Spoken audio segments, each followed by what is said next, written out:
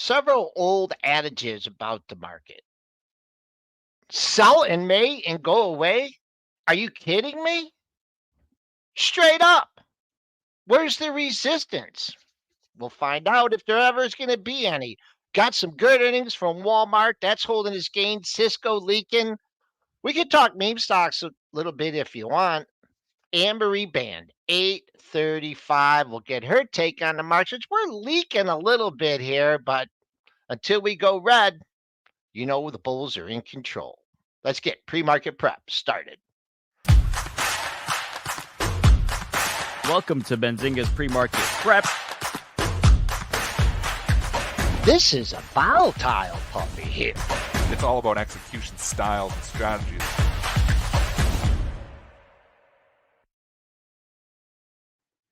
Okay, folks, trading into green by a couple handles in the S&Ps here. New all-time closing high yesterday. That's going to be our number of the day, 53.33.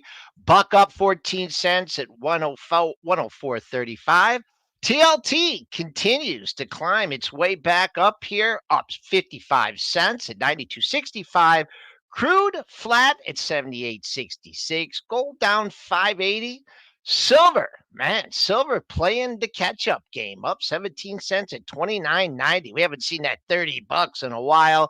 And Bitcoin, after its big gains yesterday, it's up $325 at 66,835. Let's bring in Triple D here, and let's bring in AB here. AB's been in a fast market this morning. Triple D, you versus the meme stocks yesterday. How'd it go? Or after hours?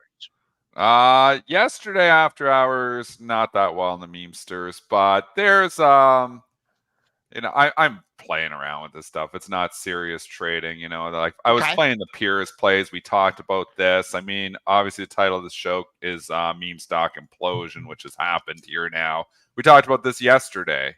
When GME was $80 down to 40, down to 35. Is there some life? Well, there was a bounce yesterday, got down to 31 and then bounced up to 39. These things are all over the place, really. But, you come in this morning and they're leaking back most of the gains. Obviously, AMC did another offering. That didn't help the stock there either. It's came from $11 back to $5. You got to sell your peanuts while the circus is in town. Thank you, Harlan Pine, for that saying that I use all the time. Nothing has changed. Circus was in town 2 days ago. I don't know. It's kind of left town for a lot of these rides. And the peer plays, a lot of those gave it all back. Yep. A lot of those gave it all back. And what I'm talking about is, and what we specifically talked about was looking at those stocks with high short interest. You can go highshortinterest.com, whatever you want to look up. Those small caps with high short interest really got ignited. Coles, like people were saying, what happened? David Faber on CNBC. Why is Rivian down? Why is Rivian down? I don't see any news. He's asking Kramer. Kramer don't know. Nobody knows. I'm like, I'll tell you why it's down, because I'm in tune with the market. Rivian went up 20% with GameStop. It went from 10 to 12 on GameStop. One, why? Because it's on the high short interest list. Two, because it was that, retail darling, like they started buying Lucid. Same thing, LCID. We talked about that as well. LCID, was popping up, from 275 to 325, 50-cent move. I'm talking about 20% move up. What happened? GME was imploding. They were coming out of all the peer plays, all that other stuff, all those retail darlings. Beyond Meat, had the big pop-up. I was playing Beyond Meat. It was working good for a little bit. And then obviously the rug pull goes from $8 to up over 10 and right back down to 7. So that's what they do. I mean, you've got to watch your leader and you've got to understand those relationships. Rivian has absolutely nothing to do with GameStop until you have this short squeeze theme come into play. And then all those stocks, all those loved darlings from 2021 but hated in 2023 get a lift. And that's what was happening yesterday. And what sparked this conversation is I asked you about Kohl's. I said, did you see the day Kohl's had yesterday? And you just pointed out 20. That's what, fifth on the high short interest? Is on that highshortinterest.com where we go to, it was like number 7 or number 8 on the list. 33% short interest. They were squeezing. The short squeeze trade was on. At one point in time when GameStop was going from 30 to 60, that entire list, those 50 stocks, I think the whole list was green. You know, you rarely see that, but they were buying everything on that list, everything they could get their hands on. Kohl's went from 24, and it's not a coincidence, folks. People say, oh, Dennis, you don't know what you're doing. No, you don't know what you're talking about if you think it was something else driving Kohl's. 25 to 28 was all GameStop driving Kohl's as well. I know it's really spread. It's spread. We talked about the potential for this spreading when GameStop and AMC, we were like, stay away from the high short interest names. Go back to the show. We predicted this, correctly predicted this. And, you know, it went from 25 to 28, right back down, gives it back. The one that I messed up, and I mentioned on the show, was the number one. If you go to highshortinterest.com, number one was this 6-cent stock, FFIE. And I mentioned it on the show. And I'm like, you know, this thing could ignite. I bought some stock at like 7 cents and 8 cents. And the dang thing went up like the next day to like 15, 20 cents. And I was like, oh, this is a great gainer. I'm going to take the gain and run. You know, like it's a big move for the stock. And then, you know, and I just was speculating that they might buy this one too, because it was the number one, 86% short interest, it says on the thing. Well, I did not see this ridiculous move coming the next day when it went from 30 cents to almost $1. I mean, that's a crazy move. So 2 things I did wrong. I was too small. I didn't get big enough in that stock. It was a 7-cent stock, and you don't realize when you buy numbers of shares, it's not very much value put in there. And then the second thing I did wrong is I sold it too early. But I hope some people made some money on that because we called that FFIE out here on PreMarket Prep at 8 cents. All right, AB, quiet in the background here. I said he had a stern look today. We're going to rile him up here, and he is going to take control here with earnings. Come on, fire up, AB. Come on now. Let's go to earnings, and let's start we'll go in chronological. You know, you kind of remind me of Dennis when he was like a kid coming into the Bright office, you know, all sleepy-eyed and everything at 9:29 and 59 I'm not sleepy. I was trying to finish. I had to finish an article. I had to finish this newsletter thing, but now I'm all done with that. So, all right. Well, let's go in chronological order with the earnings. So we'll start from yesterday afternoon. Let's go to Cisco. Cisco reported earnings yesterday after the close, and they were pretty strong. So EPS came in at 88 cents, beat by 6 cents. Revenue of 12.7 billion, beat by 70 million. They also issued some EPS guidance that was in line, some revenue guidance that was pretty strong. Stock was trading up a lot more yesterday afternoon when I looked at it than it is today. Still up about $1.50, 3% this morning, but nice little bounce on the old Cisco this morning. It was a nice bounce last night, and the stock lifted to 54, and they were looking at the headline numbers, and they're like, yeah, Cisco's back. And then they started talking on the call, and the stock was up at 53.5 or 54. And then they started talking about guidance, and it wasn't great. And they're like, the quarter wasn't going to be great. The revenue was going to be a little bit light is what they were talking about on the call. And on that call, that's when you see the collapse from 54 down back to 52. So 51, you know, is where we are now. Stock has absolutely just been an underperformer for such a long time. It's very hard to come in here and say, yeah, this is Cisco's time. And maybe if the bull market, we're at all-time highs, maybe the rising tide lifts all ships. But this tide in Cisco never seems to lift for very long before sellers come in again. Bag holders for 25 years in this stock.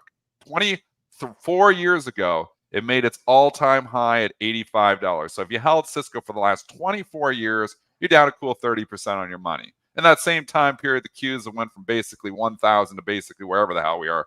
What are we on the NASDAQ? You know, where are we here, Joel? I don't even know. The Q. I bought the Qs back after the financial crisis. After the tech bubble burst, I bought the Qs at $39. It's $453, and I have sold some of those Qs. I've been in and out, you know, but obviously, you know, it's 1,000%. So talking about the NASDAQ being up 1,000%, and that same time period, Cisco's down 30%. It's probably, arguably, been one of the worst tech stocks of all. One of the worst. Yeah, we got a couple of those. This thing got over $54. And the reason rips on crappy stocks. I mean, look at this. I mean, this hasn't been at 54 since October. But that doesn't do any good now, right? You're at 51.20. Man, I'll just give you your next daily high. You got to keep an eye on that. 51.94. We just had a little pop in the last bracket over 52, but holy mackerel. And just think about the amount of volume that it would take to move the Cisco kid in a regular session from 49.67 over 54 when the thing moves a buck and a half a day. I mean, just absolute mind-boggling move there, but still in the green, a buck by a $1.53. Just hope you get another pop up to this $52 area. All right. We did have, nothing really else of note yesterday afternoon, but this morning we had some big companies reporting. Let's go to the old Wally world. Walmart reported earnings this morning, helping lift up the market too, trading up more than 5.5% here. Let's get those numbers. EPS came in at 60 cents, beat by 8 cents. Revenue of $161.5 billion, beat by $3.36 billion there. And then they gave some EPS guidance for Q2.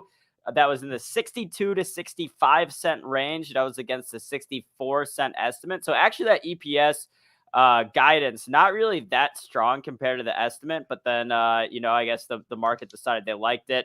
Stock trading higher again, like I mentioned, 5.5% this morning. So Walmart's doing well. I don't know, it should be a pretty good, gauge for the overall economy. As I'm not too worried as long as people are still going to Walmart and buying things. It's a good move for Walmart. It's a big pop. The stock is absolutely loved by the street. This is a new high on the move. Is this all-time highs? Yes, by a wide margin. New all-time highs. I don't short stocks making new all-time highs, especially when the S&Ps are making new all-time highs. So we'll start just there. With that being said, I don't chase stocks either, so I can't make a trade on this. Okay. All right. Boy, up 341. Not sure what the expected move was. 2 million shares have traded. It still seems to be well bid up here. So if you're chasing this, if you're buying this off the open, make sure you get immediate follow through. Who knows where it's going to open? I mean, Dennis, you think this thing could open over 6? I mean, I'm not gonna speculate Can on anywhere, Joel. Oh my gosh. It's a big move. It's a big move for a big stock. Yep. One thing is Walmart up 4. Is it going up 8? Probably not. So, I mean, it's hard to chase. And, sometimes it's just no trade. Sometimes, everybody wants to make a call on every single stock. Sometimes the call is no call. Just, there's just no trade. Yep. Stocks making new all-time highs. Like I said, I can't short a stock. Number one rule, don't short stocks making new all-time highs. It's just is a recipe for disaster. But, otherwise, I don't chase either. So I got 2 full rules here that I can't execute on. I can't short the stock and I can't chase it. So I just can't trade it. That's where I'm at Walmart. So, sometimes just don't swing at every pitch. Sometimes it's a curveball. This could go either way. The profit takers could come in or this just could continue. So it's a curveball. Don't swing at pitches in the dirt. Okay. And, Target is trading up a couple bucks this morning as well in sympathy with Walmart, trading up about $2.70. I'm curious. I mean, like Walmart, to me, it's one of those companies that is just too big to fail. Like it's always, I feel like over time its stock is going to go up. It's going to grow. But I'd be curious for people that are really bullish Walmart, hedge funds that are invested in the stock. Like what's the growth story here? Like how can Walmart do it? Because it's already the biggest retailer in the country. It's now the biggest grocery store chain in the country. Like what is the growth story here for Walmart? Because it's still trading. I mean, I'll give it to you. Okay. It's all over the street. It's all over the street because everyone's going to Walmart. Now, even the higher end consumer is going to Walmart because of inflation and because of higher prices at all these places. It's a little bit of that trade down effect. There is a little bit of trade down effect, meaning the consumer is a little bit strapped for cash. So they're not going to the higher end, department stores, or they're not going to the highest end store. They're going to Walmart where they get stuff cheaper. Well, I will tell you, Walmart executives, if you're listening, I ordered the sports card holders. I'm not joking. I ordered from Amazon. I ordered from Walmart, and then I found better ones on Amazon. I was like, well, I have lots of sports cards. I'll just keep the ones from Walmart too. So back on May the 3rd, I ordered sports card holders from Amazon and Walmart. The ones from Amazon showed up on May the 4th. The ones from Walmart were supposed to show up on May 15th. It's May 16th. They're still not here. 2 weeks later, they can't ship the shit. Their online is just not even in comparison to Amazon. I will never, ever, ever order online from Walmart again. It's absolutely my one experience, and I'm telling 7,000 people usually watch the show a day. So I'm telling 7,000 people here at Walmart that I will never order from Walmart online ever again. And maybe that's because I'm in Canada, but hey, Amazon has no problem shipping to Canada. One day. Prime. Sometimes, you can in the States, you can get day off. I don't think they have that in Canada. Sometimes you get it the same day. I don't think you can get that in Canada. Maybe you can. It's usually one day. How can you take 15 days or 14 days to send some sports card holders? You guys suck. But I mean, so I guess the flip side of that, Dennis, could be that if you were really bullish Walmart here, you could say, look, the e-commerce side isn't great right now. Maybe it can improve it. Just wait until we figure that out, and then, look at where That's a good point. Yeah. That's their e-commerce, whatever. Hey, My experience was absolutely brutal. Those 7,000 people I'm telling right now, maybe you're having a better experience. Maybe in the States it's better. I tell you in Canada, Walmart online, joke. Brutal. I was going to say, someone in the chat's people say my location. I'm 90 minutes from Toronto. There's 5 million people in Toronto. I'm not up in the boonies. 90 minutes from Toronto. That's the biggest city in Canada. So I'm 90 minutes from the biggest city in Canada. You can't deliver sports card holders here. What a joke. I do know. I mean, I don't even know. Someone in the chat, maybe if you're a Walmart Plus member, let me know what that entails, because I'm curious about that, because I know Walmart has like a similar thing like Amazon Prime. Do you get faster shipping with Walmart Plus? And I know that Walmart is also doing grocery delivery now to try to like compete with. Obviously, Amazon does grocery delivery through Whole Foods. Which, I mean, like, it sounds like Walmart is at least trying to get with the times, do some more high tech stuff, do stuff through its app. But I'm just curious, I guess, like how much of growth drivers that really is for the company, or if it's just, Walmart is Walmart, and then it'll always be the place that people can go to. The good thing about Walmart is that you can go there for whatever. You can go there and buy a tire and dinner. It's the only place in the world that as far as I'm concerned, that you can do stuff like that. And I mean, you can, the Walmart super centers, you can really do it. You can go get your hair cut in there. I mean, at some of them. So, and get your eyes checked. I have great experiences in the store. The online platform, no. I'll go to Walmart. I'm not like boycotting Walmart. I was in there 2 days ago. So, good experiences in the store, but they got a lot of ways, at least in Canada. Again, some of the people in the States are saying it's pretty good, in certain areas. But, they got a long ways to go in Canada, man. You got to figure out the Walmart Toronto. 5 million people in Toronto. Do I have time for a quick tangent? Yeah. Yep. Okay. And it's related to sports cards. Okay. And I think I might have told this one before. When I was real young, maybe 10, 11 years old, I went over to my buddy's house, whatever. We were going to go play catch or something. And he was showing me his brother's baseball cards. Okay. Mm-hmm. And his brother had, this is a long time ago, had a Mickey Mantle rookie card. And he had all these, he had a Hank Aaron when he was with the Braves. And I'm like, holy mackerel. And I go, those are like incredible cards. He goes, do you want them? I said, sure. No trade, no nothing. He gave me the cards. And I stowed them away. Well, fast forward 25, 30 years, I guess they're moving out of the house or whatever. His brother wants to look for the cards, and the cards are gone. And my buddy says, well, I gave him the Joel like a long time ago. And it just turns out he got a hold of me. He said, do you still have the cards? I said, yes. I said, do you want them back? And he said, yes.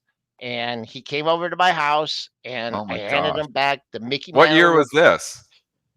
I was still in Chicago. So that had to be like 25, 30 years ago. 25, 30. And you gave them all back. Yes. What's a Mickey Mantle rookie card worth now? I don't know. You don't want to know, I don't Joel. want to know. I mean, it's all about condition. You know, I do collect sports cards. It's all about condition. But Mickey Mantle rookie card, it's hockey cards. You know, I'm not a hockey card guy. 1 in a 9.5. You want to know? 1992 Topps Mickey Mantle rookie card, grade 9.5. I'm sure yours. I don't know. Grade that Don't high. tell. $1 million? 12.6 mil. Oh, Jesus. You gave back the Mickey Mantle rookie. This might be their worst story of all time. I'm actually depressed for you. I actually feel bad for that's you. good. That's good karma, though. He's a good guy, though. He's a good guy. He gives the sports cards. And 25 years ago, they weren't worth 25 or 12 million bucks, but it was still worth some money. Wow, Joel, you're such a good person. I'm not feeling very good. You're such a good person. Dennis, no one cares about what you think about Walmart. That's all I have to say. No, nobody cares. Look at this thing. Holy mackerel. Got knocking on the door. Okay. All right.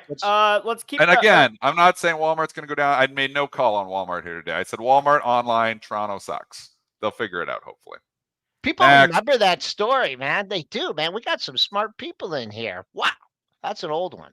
Let's keep the earnings train ticking. We had some retailers report earnings this morning. Actually, before we get to the retailers, let's go to John Deere, kind of the tale of two markets here between Walmart and John Deere, which I actually view Walmart and John Deere not as similar companies, obviously, but they're both, just American staples. They're not going anywhere, but Deere this morning getting a little crushed, doing the opposite of Walmart, down about 5.3%. Revenue came in, EPS came in at $8.53 for John Deere, beat by 61 cents. Revenue came in at 15.24 billion, beat by about 2 billion there. So the numbers themselves were actually pretty good, but the company did lower its fiscal 2024 net income guidance. Mm-hmm. So again, we've talked about this on the show many a times. It's always more important about how you're guiding for the future quarters than what you reported for the previous one. So John Deere getting a little crushed this morning, again, down about $22 on this report. Yeah, guidance trumps all. So when you lower guidance, you're going to go down regardless of what the chart looks like. And then it was the stock that was trading near all-time highs. So with that, I'll add it up. It equals going down. Loved stock. I don't know if I would come in on the first day and buy the dip. And the other thing is, I think just big ticket stuff, man. Deere is big ticket, if you're hurt, you're mid class and inflation's getting you, going out and buying a new John Deere rider, you're going to your farmer, you're going out buying a new tractor, it's a little bit tight. You're probably fixing the old one a little bit. That matters, folks. And that's why I keep saying the big ticket stuff I just don't think is selling as well as some of the other things. And I think you got to be careful about that. So I'm staying away from Deere for now. Okay. All-time high, actually, I thought it was too, just looking at the daily, but its all-time high was made a while ago in November of 2022. But I'm just going to go to a short-term chart right here because we're kind of in no man's land. I do like this 385 area. You had a pair of lows back in April and May. Pre-market trading, someone made a stand at 388. That's a double bottom on the 30 minutes. So there's your buyers. And maybe they're flipping it out here at 393. So there's an early range. Let's see. You break above 393. I think you got some more room on the upside. And I think as you get closer to that pre-market low, I think things will thicken up with bids a little bit on the downside. I got to look at CAT. CAT goes splat, but not by much. That's down just a little bit. I will note that just filled the gap that it had. I believe might have been from earnings. So if you played that for a gap fill, keep an eye. That did at the 368. Yeah. And what did you get to the other day? Or excuse me. Yeah, filled the gap by quite a bit. But CAT down a little bit on Deere earnings. All right. And then, like I mentioned, we did have a couple retailers report earnings this morning as well. Let's go to Under Armour. Not great here for Under Armour. Stock trading down 10% after the company reported EPS of 11 cents. Beat the estimates by 3 cents. Revenue of 1.3 billion. Missed by 30 million there.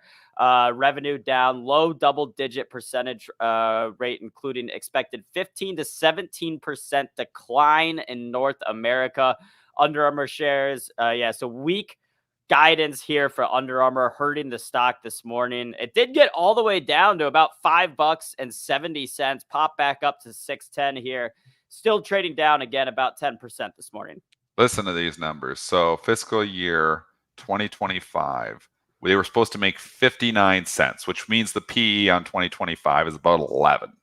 Where it was trading, where it closed at 666. They're estimating the 2025, that's a year from now, is going to be 18 to 25 cents. So now all of a sudden you look at this thing at 25 cents making for 2025, and it's trading with a PE of 30. So I mean, the PE just goes from forward PE goes from 11 to 30. That's what you call a value trap, folks. That's what you call a business that is just a mess. When they can project out a year from now that the earnings are going to be crappy, that is a messy business. This stock and this company has just been run into the ground. I mean, Under Armour was the darling. You go back 2017, $29. One of the worst performers in the last 7 or 8 years. I don't know if you can go back further than that. I got farther. The monthlies right here, Dennis. This peaked in mid 2015 right here. $50 a share. Here you are 10 years later and you lost 90% of your money. When you're in a stock and you lose 90% of your money, go to other stocks. Stock is not coming back. I don't think it's ever coming back. Could have bounced back from this. Maybe it's oversold. Maybe there's some short interest. Maybe there's some reasons that the thing bounces. But holy crap, if you're trading purely on fundamentals, just saying, I just trade fundamentals, you're selling this stock today because the PE just went from 11 to 30, just like that on the guidance. This is absolutely a fundamental disaster. Well, the former low of the move was 643. It dipped in the pre-market. I think you might have missed your low here. Pre-market low 565. So it's had a nice bounce. If you're ever thinking about set alert over $7, and if this ever shows any life and holds a 7 bid, then maybe. But former low of the move, like I told you, it took that out. So we'll see if things thicken up as we get closer to that pre-market. I don't think we'll see that low again. 565, your pre-market low. And I have one pair of Under Armour shorts. I hate them. And I think the only thing I use them for is like to clean the garage. I went and bought an Under Armour pair of shoes, and they were like, okay, feeling pretty good in the store. I've been wearing them outside. I'm like, they're not comfortable now. So I don't know what they're doing wrong. I used to have an Under Armour t-shirt I used to wear, and it was really comfortable. But I just tell you, whatever they're doing everything wrong. Maybe it was just a fad. Maybe that was the problem, and people have moved on. You got Lululemon and all these other brands here now you're competing with, and retail is very competitive here. But whatever they've done here, they've done everything wrong. Yeah, I mean, for a while, you know what I think it is? I think they need to do a better job selecting their athletes that they endorse. I mean, it's Steph Curry for a while. That was good, now, but he's don't have any money. They probably don't have the money to do it now. I know. That's a problem. Back when Jordan Spieth was in every major and there you go. Good one. There we go. That's excellent. I just looked up Under Armour, their athletes in 2015 and 2016, right? Because that would have made its all-time high. Steph Curry, basketball. Misty Copeland, ballerina. Never heard of her. My man, Michael Phelps. Jordan Spieth. And you know who else was with Under Armour back at that time? Tom Brady. I was going to say, give me a hint. Give me the sport. Oh, I'm sorry. Right. No, you're good. I told you. Yep, Tom Brady. We do have the PGA Championship starting today. So, I think actually Spieth is playing with Brooks Koepka, who's a Nike guy. So maybe they'll have a little Under Armour Nike battle out there. But yeah, I mean, I think if you're bullish this space, I'd much rather stick to the best in breed, which would be Nike. We did talk about, did we get to talk about On-On's earnings the other day when we may have. Okay. But again, this is a great point you're just making. There's so many new brands all the time. I mean, retail is so competitive. And if you don't stay, remember like 10 years ago, 15 years ago, was the Gap. Everybody talking the Gap. And we know what happened there too. I mean, and obviously, it's trying to turn it around here lately, but still, the turnaround story is tough. Retail is just tough business.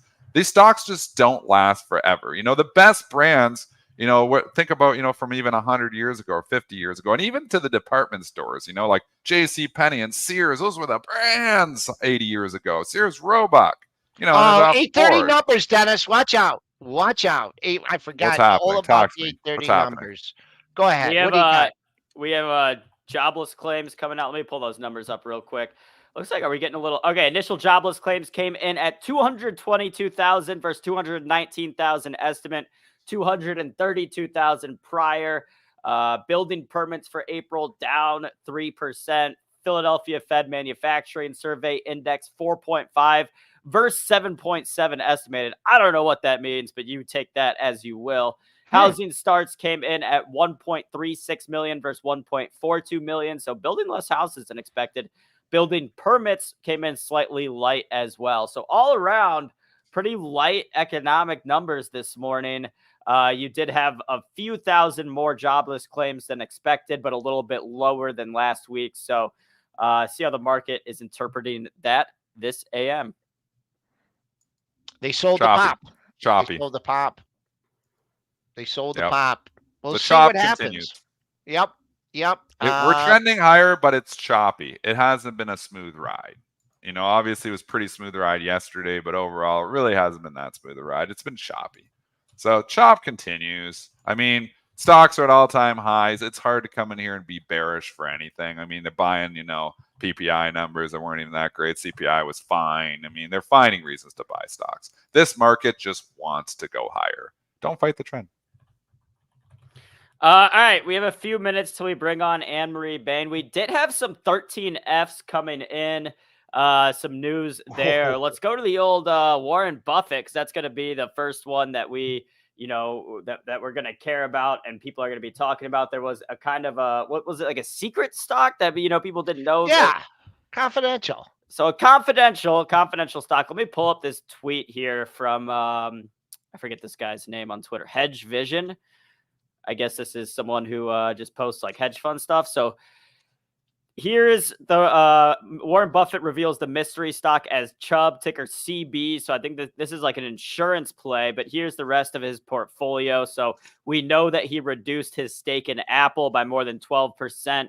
Chevron reduced that stake, added more Oxy, added 28.97%. So about 29% of Chubb. Added some more Liberty Sirius. We knew that, though. Reduced his stake in Paramount, of course, basically shed his whole position there. But, I mean, just look at the action here on Chubb. And, again, this is an insurance play. We know Warren likes the insurance play. Of course, he already owns Geico. But stock trading up more than 7.5% on the news that Buffett added this stock into his portfolio. Wow. Hitting new all-time highs this morning as well. It's a big pop. I mean, this is a classic Buffett stock, though. The core value investor, PE on Chubb is 11, which is well under a market multiple. It's a business that has been around forever. He understands this business. This is just a classic Buffett stock. So it's not surprising at all that it's a stock like this. Irrational exuberance drives this thing up 20 points. I mean, this is one of its biggest moves of all time. I mean, you don't see Chubb move $20 in a day. You never see, it moves 7.5%. It just shows you how much story drives. Oh my gosh, Buffett. We got to pay up 7.5%. I'm not paying up 7.5% for Chubb. No, not today, not tomorrow, not next week, not with your money. Not chasing this one. Wow. I mean, if you had offers out there, this thing went all the way to 283. So why not? That's what the algos do. Yep.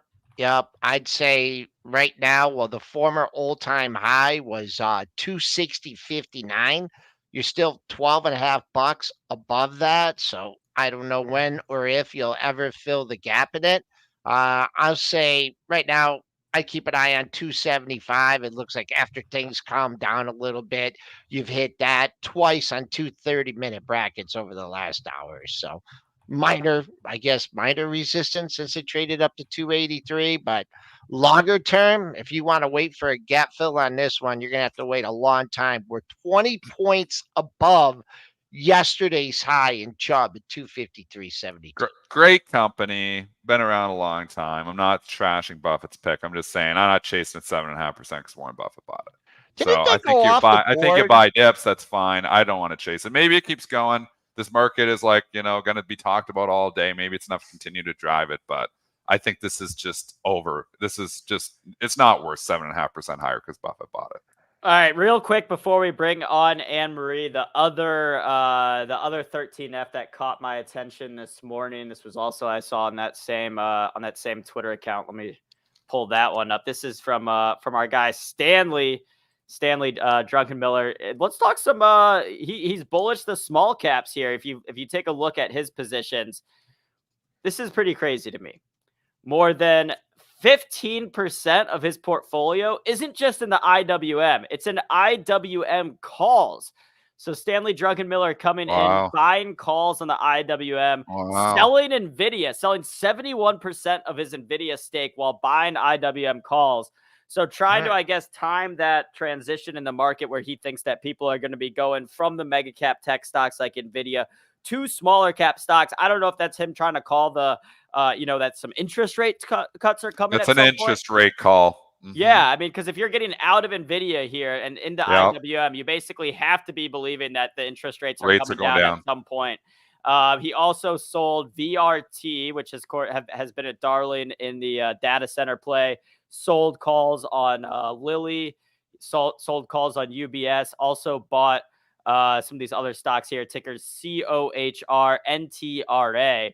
Which NTRA I was looking at is a smaller stock, I believe, and he now owns more than 1% of the company. So NTRA, WWD, and DFS. Again, these are all from billionaire Stanley Druckenmiller. It looks like he maybe sold some calls against some positions and stuff. So that's not like the Lilly. But buying calls on IWM if he's like but he sold calls in Lilly, right? Is that what it said? So. Yeah, it's the same call. Like he's making that call that interest rates. AB is exactly correct. He's making the call that interest rates are going down. That is this whole move from NVIDIA, from even selling some call. Like Lilly has benefited, obviously. We know the Momo of NVIDIA and Lilly. These two stocks have been connected at the hip and going. He's ringing the register there and saying we're going to get rotation into the laggards because interest rates are going down. That's the call. It's not a bad call. I mean, I think he might be right. Interest rates might be going down. I think he might be right. Some of this stuff is long in the tooth. I mean, Lilly's valuation's insane. So, and competition's coming there. There's a lot of stocks. We've talked about Amgen. We've talked about other ones. So I think it's actually a good call. Yeah, I mean, I just love seeing when hedge funds or billionaire investors like that, like they're playing options in their 13Fs, and it's like, oh, they're just like me. They want to make that money quick. But all right, let's go ahead and bring our special guest into the day again, Anne-Marie Baiynd, hanging out with us backstage. You'll see her in the comments a lot. Always fun to bring Anne-Marie on. So without further ado, let's give her our special intro.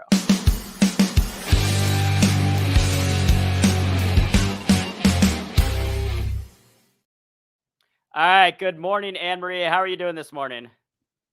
Excellent. Just wondering whether I need to break out the Dramamine or not. Yeah, do it. Have you been watching this meme stuff? Do you get down dirty in this stuff, or you just watch with the popcorn? I watch with the popcorn. They make me nervous.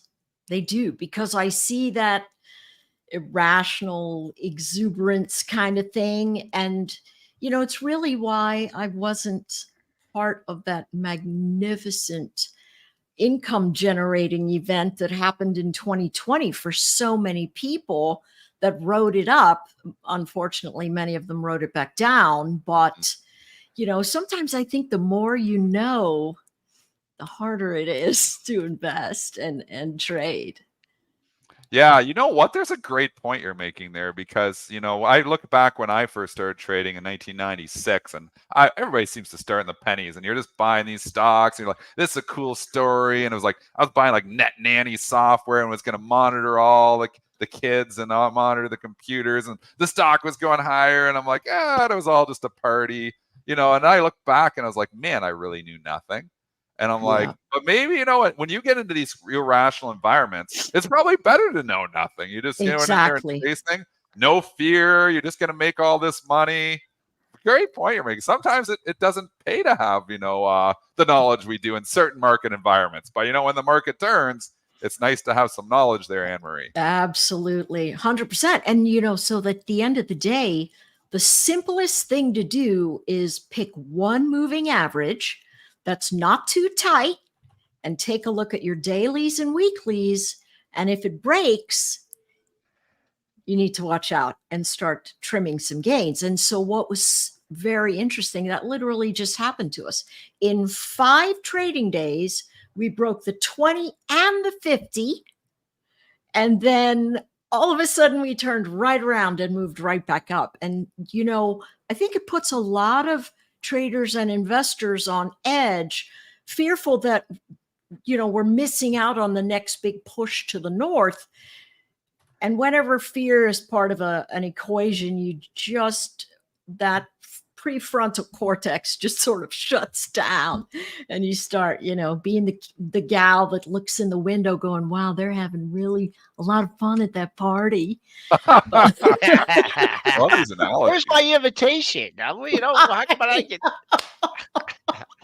I got invited, but I went, I'm not going. And then wishing I was. Can we shift gears? U.S. markets, we're very, very U.S. market focused. I'm very S&P focused. Dennis yells at me and says, what about the Stop looking at the S&P. In the triple Qs, and I look at the S&P, and that's an all-time high, and the IWM is far from it. But anyways, looking at different markets, and you sent over some analysis on the MSCI index, and just to give us a little bit of a different perspective on things. So Aaron's going to throw the first chart up here and tell us what you're looking at here, Anne Marie. So full props to Julia LaRoche's show. And what they were talking about here is how much China stocks will move from a base down and how much it reverses. And so right now we're at a 23% move from the low. Looks great, but when we've got these great big expansions that come off of that, it also fades pretty dramatically. And right now this MSCI index is in a little bit of a downdraft. So the bounces are likely to give us sell zones until we hold that floor. So a lot of people are chasing into these moves. And what we have to realize is that the market is engineered to facilitate price action. And so what we have to realize is a lot of times we need to sell into our liquidity if we're holding at that base, not buy into it as it breaks to the north, particularly if we look at very sideways patterns, because we open up a ton of risk. And that's really the key element that that this particular chart is emphasizing. You just got to wait for the pullback, and it never feels good to buy a pullback, but the goal is, how can I manage risk so I can become, a graybeard or somebody like me that makes coloring at the hairdresser something on a bi-monthly basis. So you just got to stick around. And the way you stick around is by managing that risk. What about the percentage of this, Pop? Because are you looking at it from the perspective of like in 2019, 2020 was 86, and then the most recent one was only 59. Are you looking at it from the perspective that, wow, this one like only 24, like it just can't get back up to that area here? Because you could argue like, well, maybe there's some more, meat left on the bone here. You could. And so if you went into that saying, there could be another really big upshot here, the question you've got to come back with is, if I decide, hey, listen, I'm going to buy into another market that's not the US market, how much risk am I exposing myself to? Do you go all in and go, oh, this is great? Or do you sort of nibble in and accumulate on the type of cycle that big money would accumulate on, right? They accumulate on those big dips that start to hold floors, and they release their stocks and holdings into high liquidity. It's all about that risk event. Yes, there is tons that you could move, but overall, particularly China markets, they give back a ton even after their big moves. And it's after their huge moves that you see that rotation all the way down to make it into a negative space. So if you say from the first 86% move to the upside there, it collapses, loses all of that 86, and then loses, it goes all the way down into, say, 100 and the 112% marker, and now it's bouncing, but the trend is clearly negative, and people seem to be rushing into these right when they're starting to peak and are jamming up into resistance. It's just a cautionary tip. It's just a cautionary note.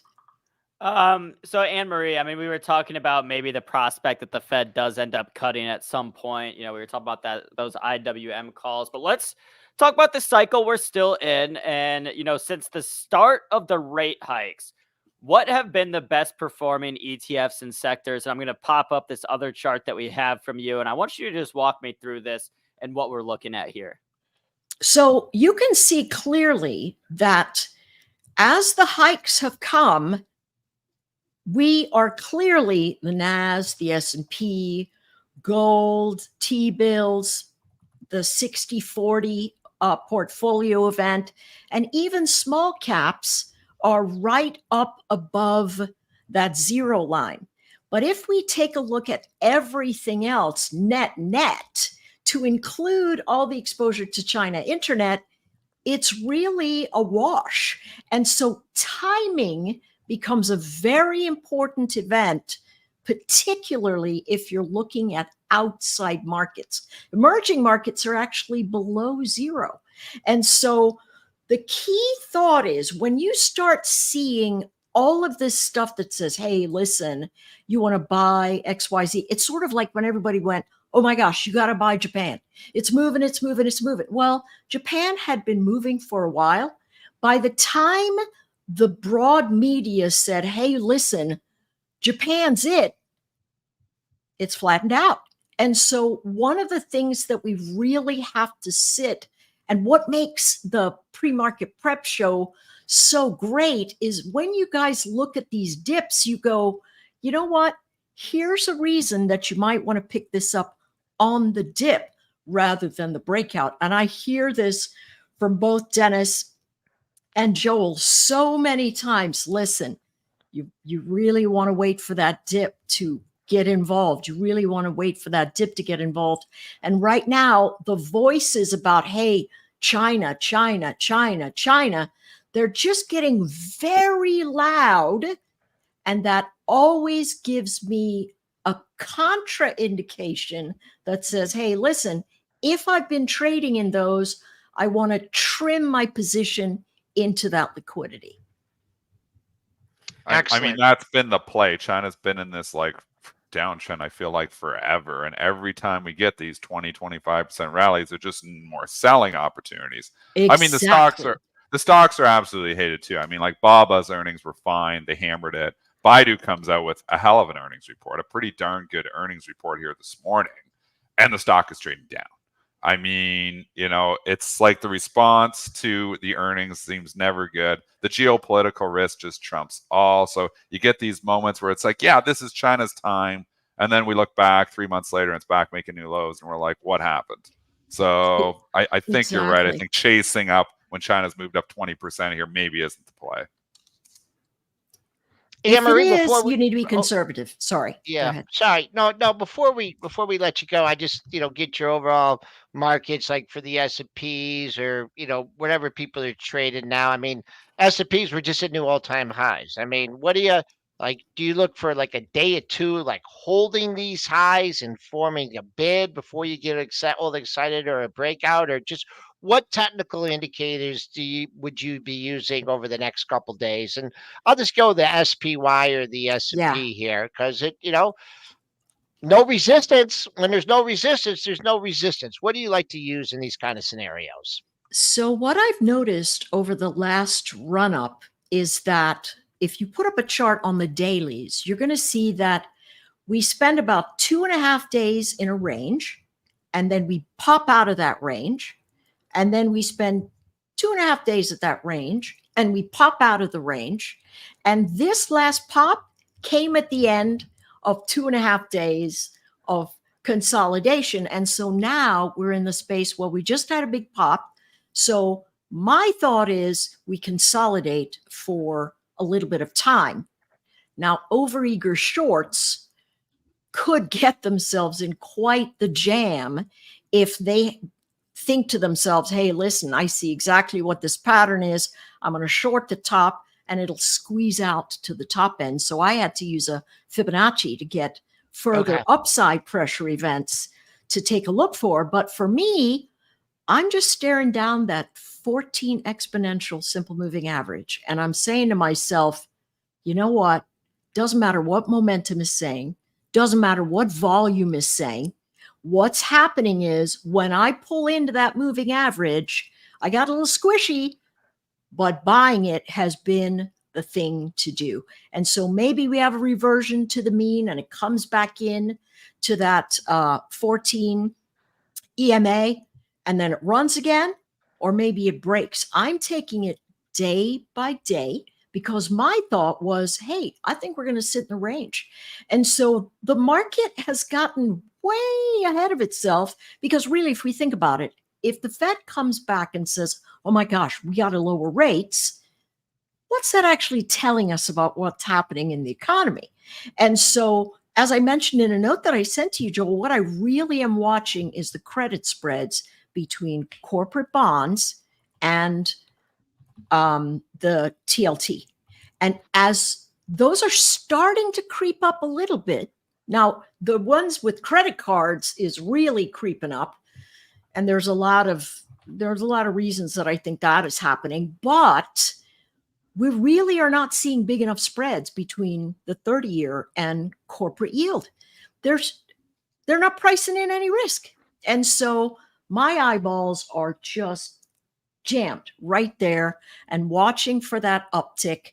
And as long as we see the credit market sitting in a space where they don't feel nervous, things are going to continue to climb because really the people who are driving the economy are moneymakers, the ones who are in the upper echelon, the top 5% of the economy is really driving all of the buying in general that's keeping us afloat, and that's from higher earnings. So we watch for earnings to tick down a little bit, and we watch those spreads to widen. Otherwise, it's shut your eyes and click the buy button. There you go. Well, Anne-Marie, it's always great to have you on. Always great to catch up with you. Thank you for joining us on Pre-Market Prep this morning. We'll have to bring you back on soon. Thanks so much, guys. Of course. Thanks, have Anne-Marie. a good day. All right, guys, we've got about 7 minutes left of the show. Thank you to Anne-Marie. She's always bringing some great trade ideas and helping us break down these markets. Let's go to Intel real quick. We got to talk some Intel as well as Dell. So Intel trading higher this morning by a few bucks, or not a few bucks, 36 cents. Sorry, up about 1.15%. This was on the back of a Wolf Research upgrade. Yeah, and what they're saying, if I just go into the note just for a second from Wolf, upgrade on margin improvement expectations. They say the underperformed thesis has played out.